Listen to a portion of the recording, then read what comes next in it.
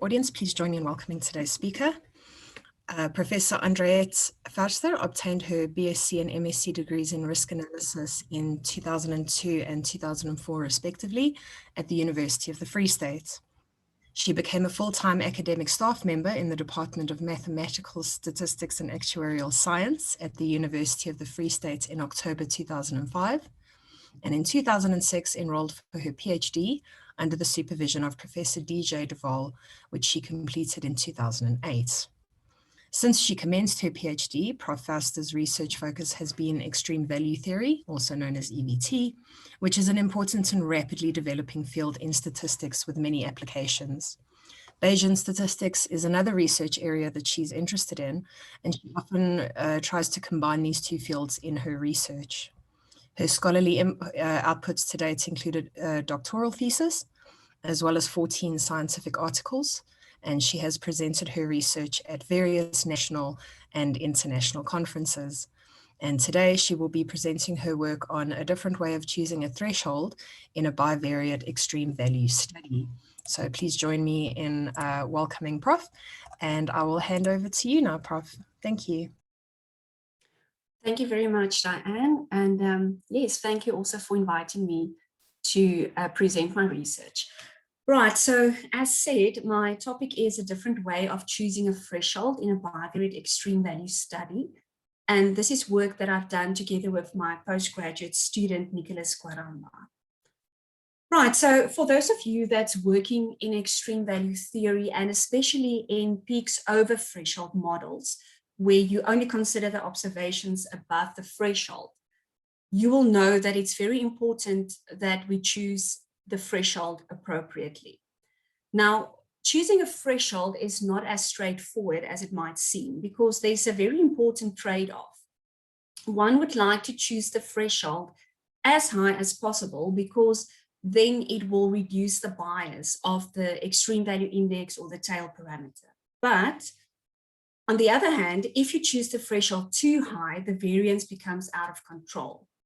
And there has been numerous studies on how do you choose a threshold by, having a small bias, but at the same time also controlling the variance.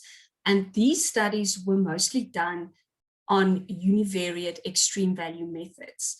And very often they will bring in a second order or even a third order estimation procedure in these threshold selections, which is mathematically quite difficult to do. Another very popular method when it comes to the choice of threshold is visual methods. And the most popular one will be to choose a whole range of thresholds. And at each threshold, you can estimate your tail parameter. And you can draw a plot. On the x-axis, you have all your thresholds. On the y-axis, you've got all the estimates of your tail parameter. And you visually look for an area where this tail parameter is stable. And that range, which gives you the stable area, will then be a good threshold choice. But easier said than done, especially if you have real life situations. It's very difficult to see where that stable area are exactly. Right, so today's study is also about choosing a threshold, but instead of using a univariate setting, we move towards a bivariate setting. Now, if you work with bivariate extreme values, then the dependence parameter becomes really important, because there's a certain dependence structure between the two random variables. And that's what our focus will be today. We would like to choose the threshold appropriately so that we will be able to estimate the dependence parameter appropriately. Okay, so just briefly, I'm going to go through some peak over threshold models of univariate extreme value theory.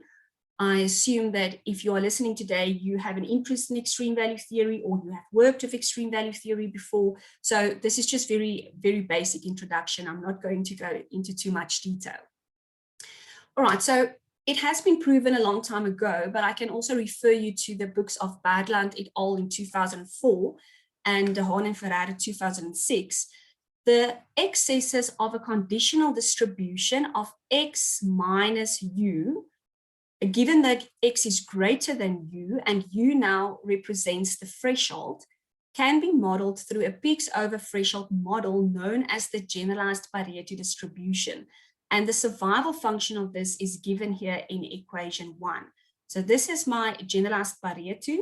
I've got a parameter gamma, which is the most important parameter, the extreme value index that we are interested in.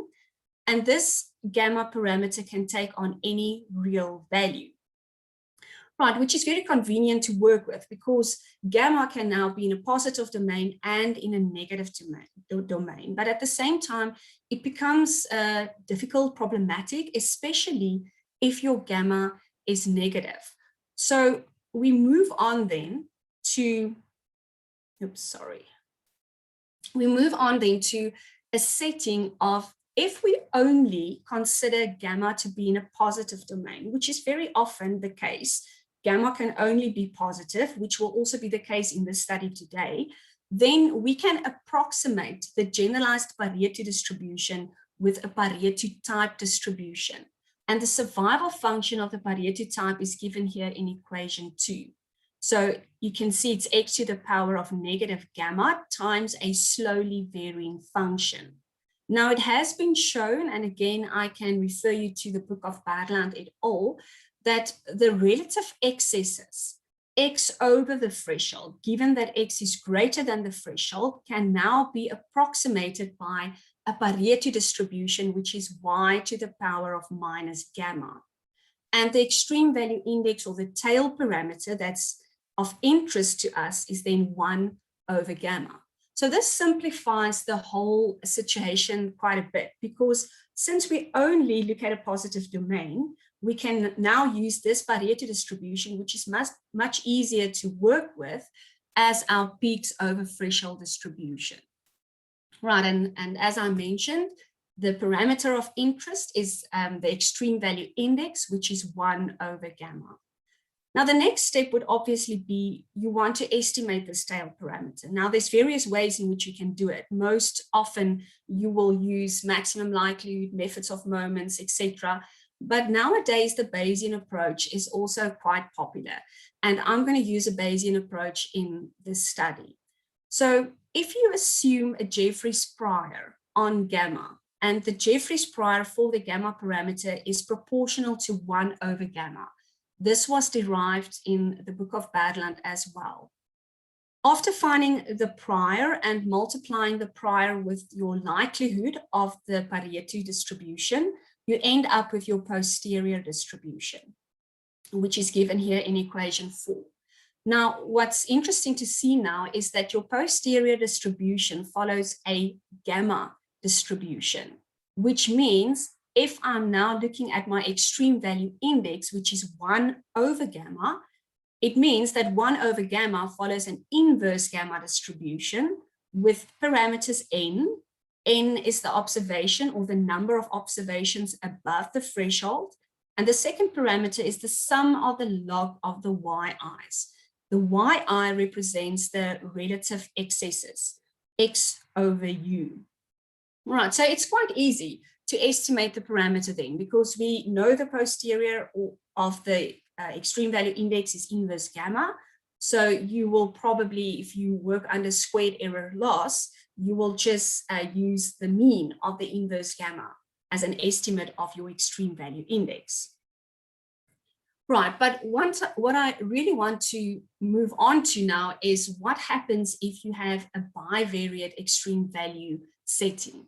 Now, the bivariate tail model can be modeled as follows, and this comes specifically from the paper of Ledford and Thorn in 1996. Now, for those of you that has been working in multivariate extreme domains, even in a bivariate setting, you will know that it becomes really difficult.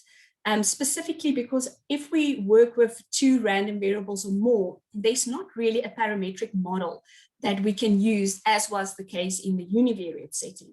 But luckily, looking at this paper of Ledford and Thorn, he simplifies the process by saying the joint tail probability that x is greater than r and y is greater than r can be approximated by a slowly varying function times r to the power of -1 over eta as r gets very large, as r goes to infinity.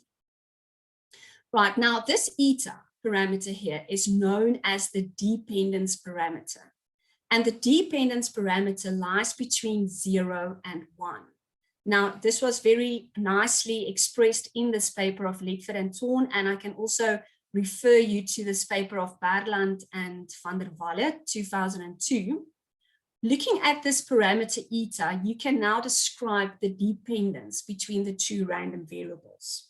So if eta is equal to 1, we have an asymptotically dependent situation between x and y.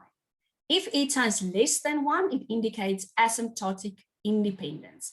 And eta measures the amount of tail dependence within the asymptotical independence.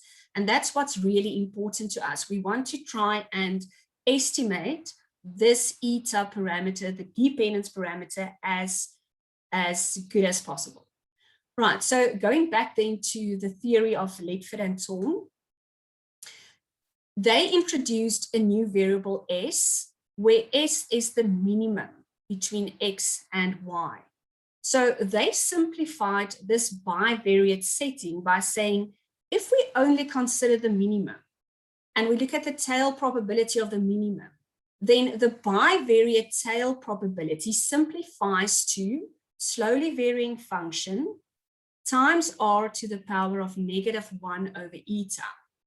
And you'll note now that this formula number 5 is similar to what we had in formula number 2, right? So this formula number 5 is a Pareto type distribution, which means that the relative excesses of this minimum can now be approximated by a Pareto distribution again, where eta is the dependence parameter, but at the same time, it's also the extreme value index. Right, so working from this perspective, we have simplified the whole bivariate setting, only looking at the minimum, to a univariate setting that makes the whole process much simpler. Now, there are some theory regarding this method of Ledford and Thorn, and if you go to the paper of Draaisma et al. 2001, they clearly explain why the vector xy needs to have unit Frechet or unit Pareto marginals. In the paper of Berland and van der Walle, they did an extensive study to show that using a Pareto marginals is actually much better than the Frechet. So for this study then, we decided on working with Pareto marginals, which means we first have to transform x and y to Pareto marginals, and we do that by making use of the ranks of the x and the y's, and it's given here in equation number 7. All right, so once again, we end up with a Pareto distribution. We have an extreme value index, which is now given as eta, and we want to estimate eta. So again, we're going to use a Bayesian approach to estimate this dependence parameter. Previously, we assumed a Jeffreys prior on gamma, right? But since we are now working with eta, and eta is also the dependence parameter, and we know that eta lies between 0 and 1, an obvious choice for the prior will now be a beta prior. So we decided to take a beta prior on eta, right? So this is my beta prior, and we assumed that A and B, the hyperparameters, will be fixed. Now, if this research was done in Verster and Quaramba, 2021, this paper is still under review. But in that paper, we have shown that you can estimate the dependence parameter effectively by using the beta prior. We have compared it to various other priors. What we have also seen in that paper is that the choice of hyperparameter doesn't really make a difference. So you can fix A and B at certain values, and the choice shouldn't make a huge difference. But for this study, we decided that since we know that the EVI, the extreme value index, follows an inverse gamma distribution, we can easily find the mean and the variance of the inverse gamma. And then we can take the formulas for the mean and the variance of a beta distribution, set it equal to the values from the inverse gamma, and in such a way we solve A and B. So that's how we've chosen A and B for this specific study. Right, so we've got a prior. If we multiply the prior with the likelihood, which is the Pareto distribution, then again, we'll end up with our posterior distribution. Just note that this TI here represents the relative excesses. So it's S, the minimum of S, X and Y, divided by the threshold. Okay, so once again, estimating the dependence parameter doesn't seem that difficult. We have a posterior distribution for eta. So we can simulate a lot of etas from the posterior. And again, working under squared error loss, we can find the average of these simulated etas, and we can take that as our parameter estimate. Okay, but the question remains, and that's the question that we are looking into in this study. Where should one choose the threshold such that eta is estimated properly and that the correct inference are made about the dependent structure between the random variables? So the estimation of the parameter is not the difficult part. The difficult part is to decide which threshold will be the best threshold to use. And to be able to answer this question, we went to the Top-Lihony generalization. Now, there was a paper for Verster and Robenheimer 2020, where we have shown that using this Top-Lihony generalization actually helps us to choose an appropriate threshold when working in univariate extreme value peak over threshold models. Now, just a little bit of background. What is this Top-Lihony generalization? The Top-Lihony distribution was defined in 1955, and it was then generalized by Razai et al. In 2017. And basically, what happens is they take the values of X, which lies between 0 and 1, and replace it with the CDF of any baseline distribution. So in this paper of Verster and Robenheimer 2020, we decided that the baseline distributions should be the Pareto distribution. Equations 10 and 11 shows the CDF and the density function of the Top-Lihony distribution, or the generalized Top-Lihony distribution. And you can see here that capital G and small g represents then the CDF and the density function of any baseline distribution. Right, so like I mentioned, we decided that the baseline distribution should be Pareto. So substituting in the CDF and the density of the Pareto gives us then a density function of the Top-Lihony Pareto in equation 12. Right, so now we have introduced a new parameter. We still have a parameter eta, but we have an additional parameter alpha. And alpha, the generalization parameter, actually plays a very important role when it comes to choosing the threshold. And I'll explain that just a little bit in a bit. Okay, so we've got two parameters. We need to estimate those two parameters. And again, we're going to make use of a Bayesian approach. Very important to note, though, is if you go to equation 12 and you substitute alpha with 1, so instead of alpha, you substitute in 1, then you end up with a Pareto density function again, with an extreme value index of eta over 2, which I'm going to refer to as xi. Okay, so this is basically what this whole research is based upon. We know that any peak over threshold distribution will eventually, at an appropriate high enough threshold, become a Pareto distribution if we are working in a positive domain. Now, in this case, we are working in a positive domain because I know that eta lies between 0 and 1. So this means at some stage, if the threshold is appropriately high, equation 12 will become a Pareto distribution, and that will happen when alpha is equal to 1. And then obviously the extreme value index will be eta over 2. So the real idea here is to consider this parameter alpha and see what happens with alpha, because alpha eventually has to move towards 1. Right, so first of all, let's look at the estimation of these two parameters. Again, as mentioned before, I'm using a Bayesian approach. Since I know that Xi, which is my extreme value index of the top Leone Pareto now, I'm referring to this distribution as the top Leone Pareto because I've used the CDF of the Pareto. Since we know that Xi lies between 0 and 1, a beta prior is going to be assigned to Xi, and we assume just a normal Jeffreys prior on alpha. The independent joint prior is then the product of these two priors on Xi and on alpha. So that's given in equation 13. The posterior distribution is then equation 14. So I've taken the prior and I've multiplied it with the likelihood of the top Leone Pareto distribution.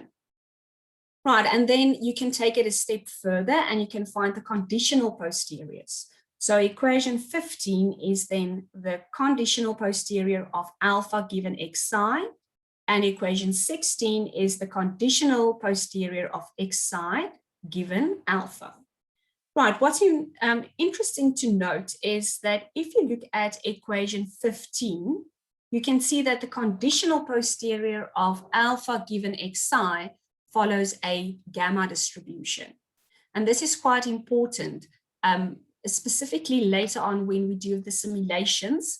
Equation 15 is going to make it much easier to do the simulation study, but also at the end, I'll explain some theoretical method for choosing the threshold, and then we'll have to use equation 15. Okay, so the main idea of this study is to assume that at some suitable high enough threshold, the top Leone Pareto has to become the Pareto distribution. And that will happen when alpha goes to 1. Right, so next I want to show you a simulation study that we've done. We have simulated 300 observations from 3 bivariate distributions. The first distribution was the bivariate normal with different values of rho, 0.9 and 0.6.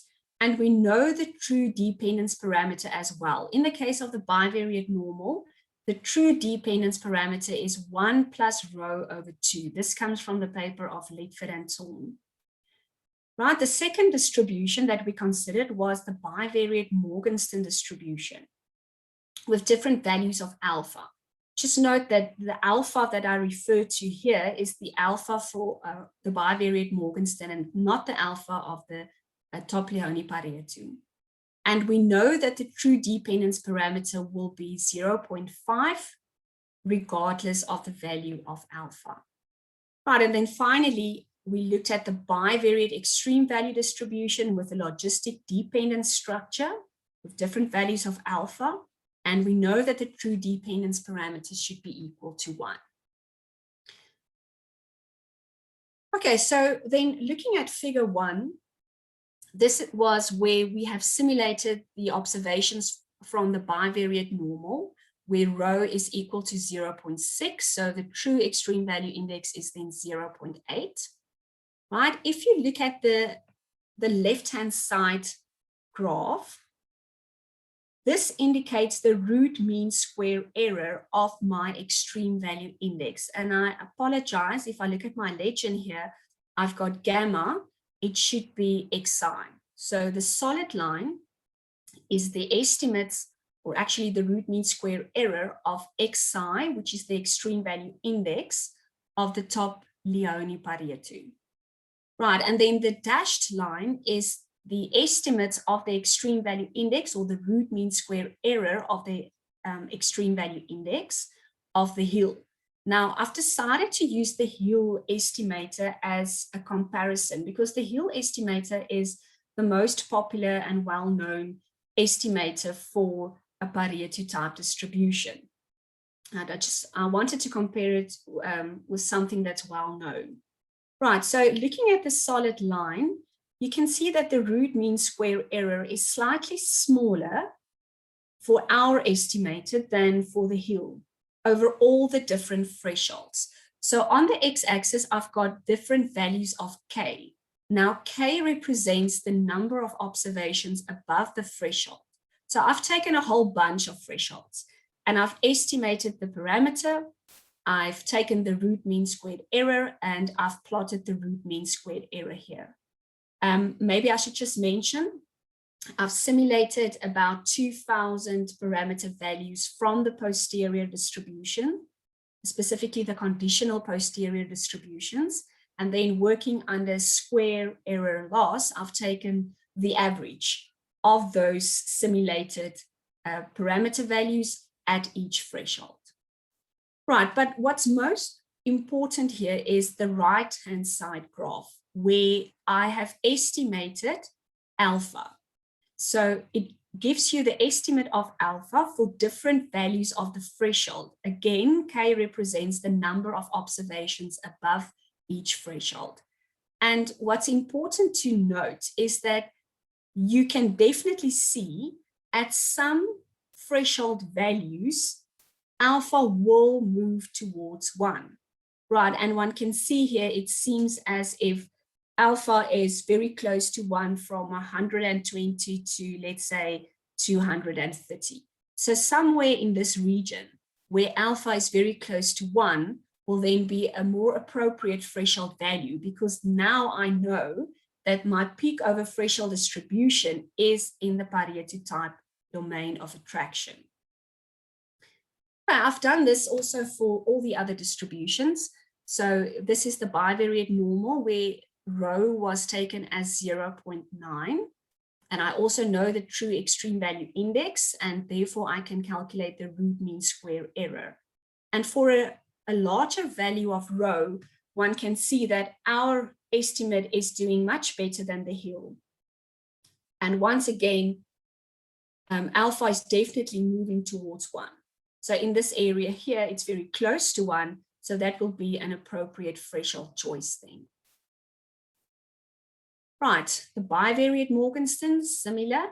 It seems, if I look at the left-hand side, as if the Heel estimate is doing slightly better than our estimate, and that's where we've taken alpha as 0.75, right? But still, looking at the right-hand side graph, very late though, only for larger values of k, does alpha go to 1, but it does eventually go to 1. So this will then be your more appropriate threshold choice. Okay, and so you can carry on. I don't need to discuss all of these figures. It's basically exactly the same thing. What I want to show here is that alpha does go to 1 at some stage. Maybe if I go back, this was now the bivariate extreme value distribution where alpha is 0.6. So one can see here that alpha moves towards 1, and then at some stage it moves away from 1 again. So in this area where it's the closest to 1, we would assume it's most appropriate then to choose your threshold.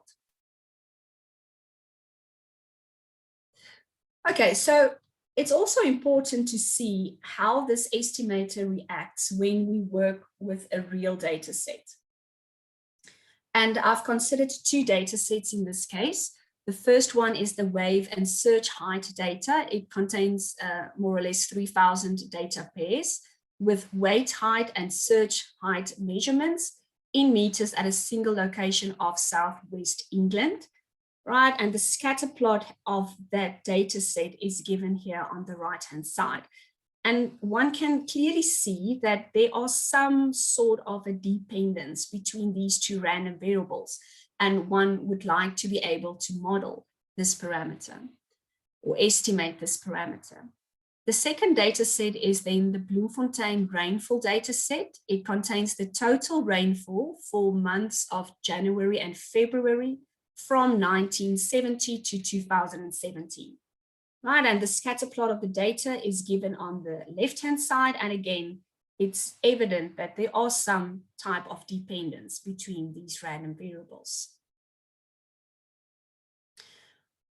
Okay, so I wanted to estimate the extreme value index or the dependence between these two random variables. And at the top row, that's now for the Bloemfontein rainfall data set, the left-hand side shows the extreme value index estimate, right? Since I don't know what the true value is, I can't calculate the root mean square error, but I can find the estimates for all the different thresholds. And what I want you to see here, and that's what I mentioned earlier, if you use a visual method to choose the extreme value index, you look for a stable area. So you will have to find an interval of thresholds for which the extreme value index is stable. Now, that's very difficult to do in a real life situation, because where exactly will you consider the extreme value index to be stable, right? But looking at the right-hand side graph of alpha, we can clearly see that for values of k, more or less, let's say 22 to 35 in this area here, we have alpha reaching 1. So this is a clearer indication of where the threshold should be chosen. If you look at the second row, the bottom row, this is now for the wave and search height data set. The left-hand side shows the estimate of the extreme value index. And in this case, it's very, very difficult to choose a stable area. So maybe it is more appropriate then to look at the right-hand side figure where we have the estimates of alpha. And it's very clear that the alpha is closest to 1 in this area here, more or less from 350 to 750 for K. So in that interval, we are assuming that if alpha is close to 1, that will be a good choice for our threshold. Okay, now, very often, especially people that work in practice, they don't want a visual method to choose a threshold. They like a formula or some theoretical method that they can use to choose the threshold. And now I'm coming back to the conditional posterior distribution of alpha. So we have shown that the conditional posterior of alpha, given xi and given the data and the excesses, that conditional posterior follows a gamma distribution. So we have a theoretical method as well. If you simulate a whole bunch of alphas from your conditional posterior for a certain interval of xi values, then it's possible to find the smallest squared error between your simulated alpha values and 1, because we know that alpha has to go to 1 eventually. So we can find the smallest squared error of all those simulated alphas and 1, and the threshold that results in the smallest squared error will then be chosen as the appropriate threshold. So we've done this for both data sets. In the case of the Bloemfontein rainfall, the smallest squared error was obtained at a K of 31, and the extreme value index that was paired with that value for alpha is 0.85. If you go back to the graph of the Bloemfontein data, 31 is in this area here. So it is appropriate if we compare it to the graph, the visual method as well. Right, and then for the second data set, the wave and the surge height, K was chosen as 659. That gave us the smallest squared difference. And the extreme value estimate at that K is then 0.83. And you can see once again, it is appropriate if we look at the visual method here, and that's where K or alpha is also close to 1. Right, I think I'm almost done. Just a quick conclusion. Right, so what we have shown in this study is that the top Leone-Pareto can be successfully used when modeling the minimum transformed bivariate extreme value excesses. So we simplify the bivariate setting to a univariate setting, right? And then we use this generalization parameter of alpha to help us to make a choice in where to choose the threshold. Okay, I have used a Bayesian approach. Using the Bayesian approach helps us specifically in the case of alpha, because we can get a conditional posterior of alpha given xi. And then again, we also consider the beta prior for xi or eta, because we know it lies between 0 and 1. Right, and then as I mentioned, not only is this a visual method, but you can also use this as a theoretical method or a formula to calculate the most appropriate threshold. Right, and then there's just some of my references.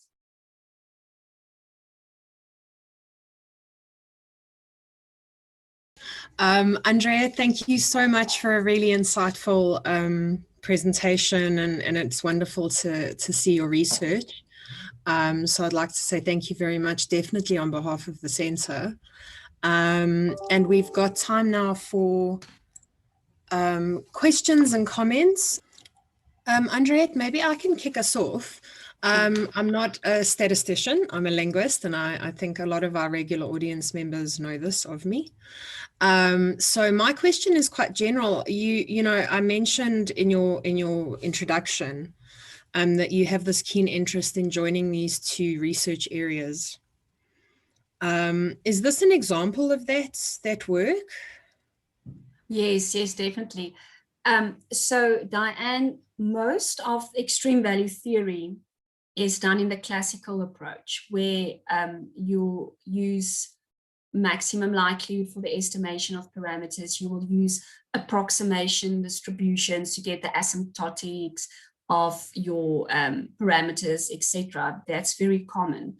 Nowadays, Bayesian statistics is becoming more popular in extreme value theory, but I still feel there's some open questions that one can answer with Bayesian statistics.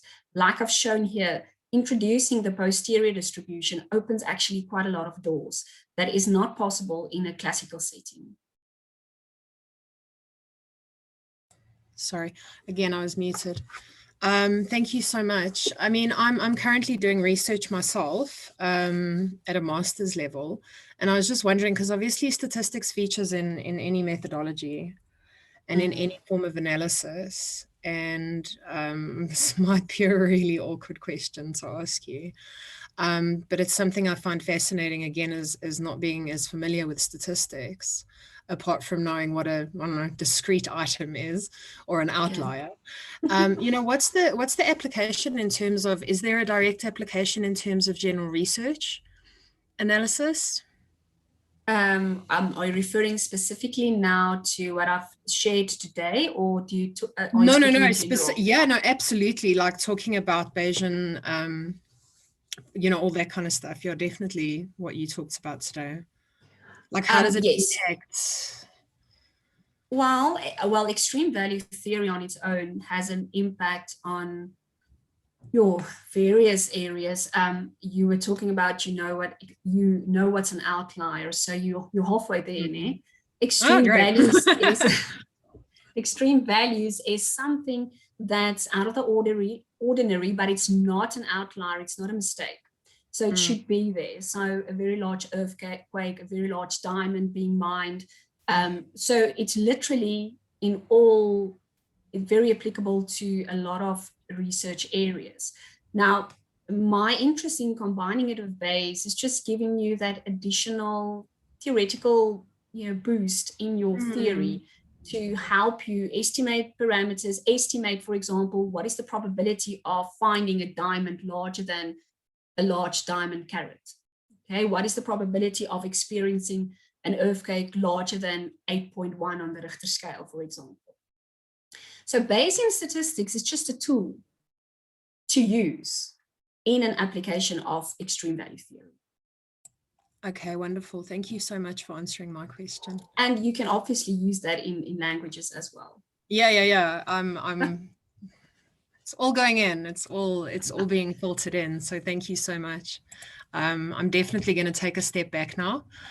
So I'd like to invite our next question or comment, please. As I said before, unmute your microphone and I'll be able to introduce you.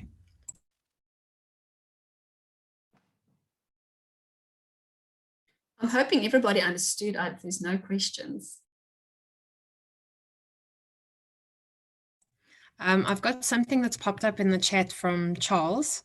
I'm not sure where Charles is from, unfortunately, but he has said you used RMSE, you used the RMSC, SE, okay, let me start again. You used the RMSE. Is there another discrepancy we can use, like likelihood-based criteria? Yeah, sure. You can use whatever you like. So the root mean square error is is just a popular way in a graph setting to show what happens over the different thresholds. You can also use the bias, or if you do not have the true parameter values, as the case in a simulation study, and you have a real data set like I've showed, then you will just have a plot of your parameter estimates. So whatever works. I mean, there's not a right and a wrong. There's a lot of ways that you can do this. Great, thank you. And thanks, Charles, for the question. I know we've got some of our postgrads in the audience today, and they are very, dedicated students. They attend every seminar, and I'm very guilty of picking on them for questions. And one of the reasons is, as you mentioned, if you've understood everything, there's no questions. And I'm not going to name names, but I know for a fact that at least one of our attendees today is, perhaps they've left. They're a statistics, students.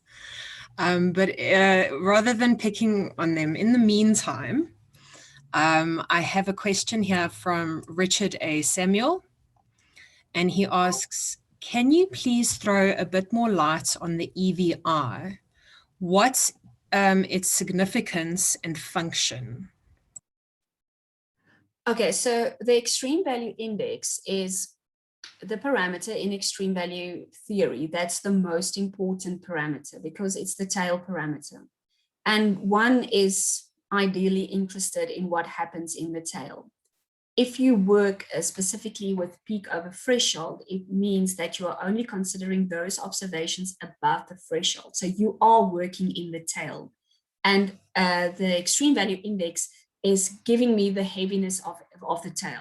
How extreme is an observation, to put it in basic language? How extreme are your observations? And therefore, this extreme value index can be negative, it can be 0, it can be positive. So obviously the more positive, the how can I say, the more extreme situation you start moving into. So the extreme value index is actually what you are interested in when you are working with extreme value theory, because that's what you'll use to estimate a tail probability. That's what you'll use to estimate a quantile, things like that. Great, thank you. And thank you, Richard, for the question.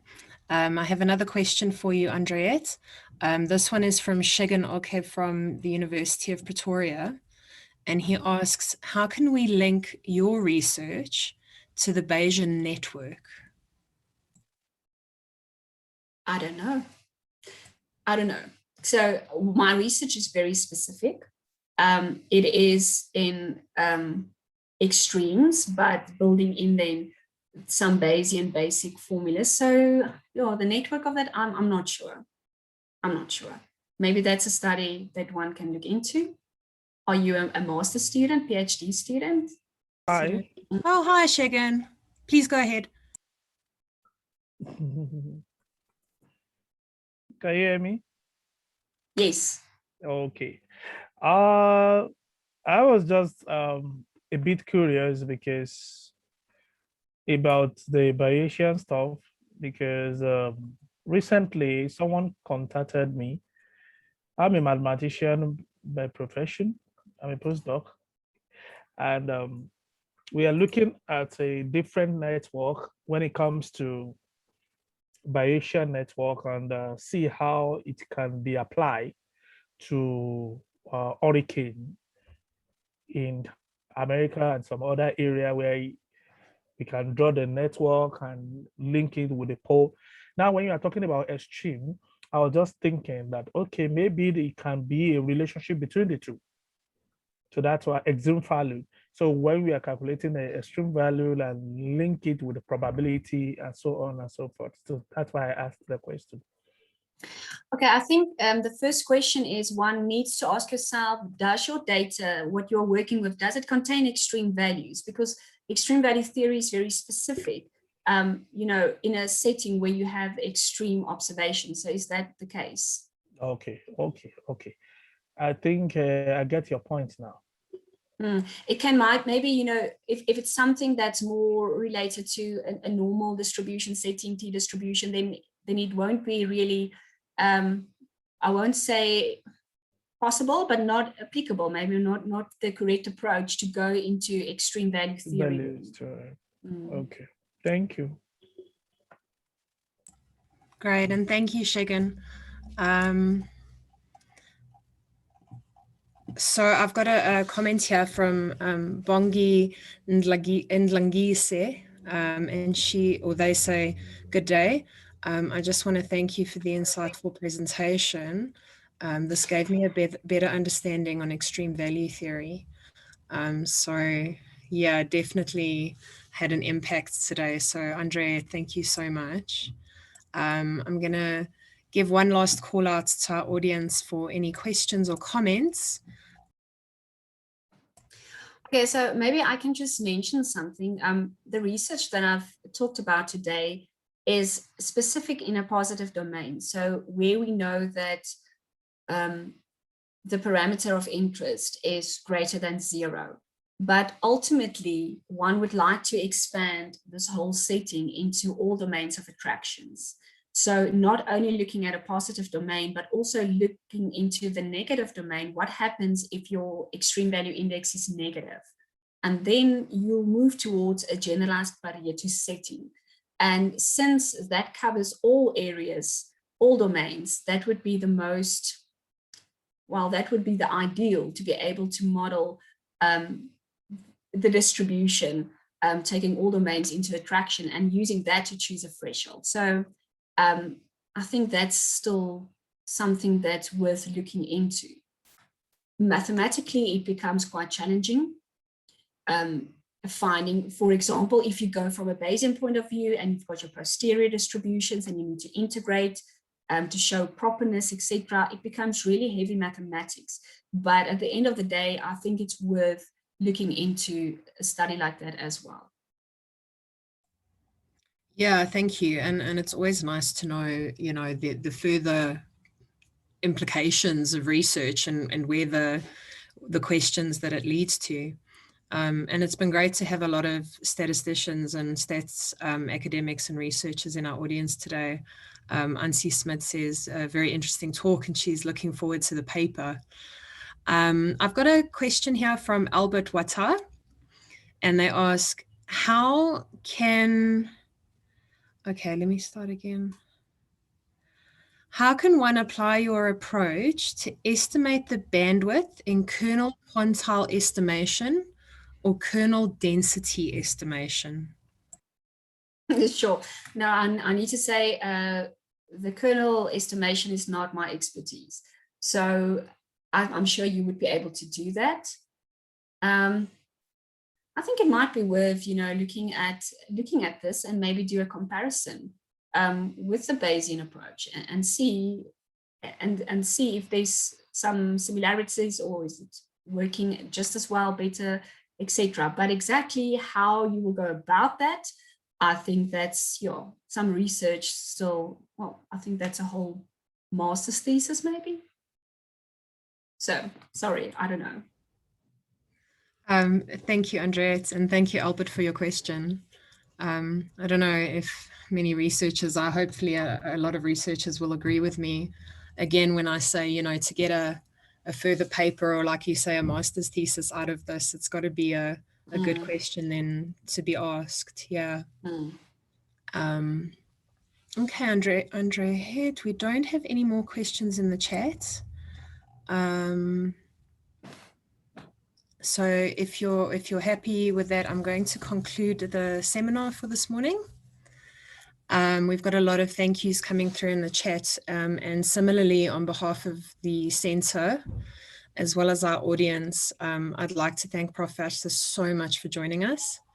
It's been a really insightful presentation, and it's definitely encouraged a lot of discussion and questions this morning, which is what we really, really want out of a good seminar. So thank you so much for joining us.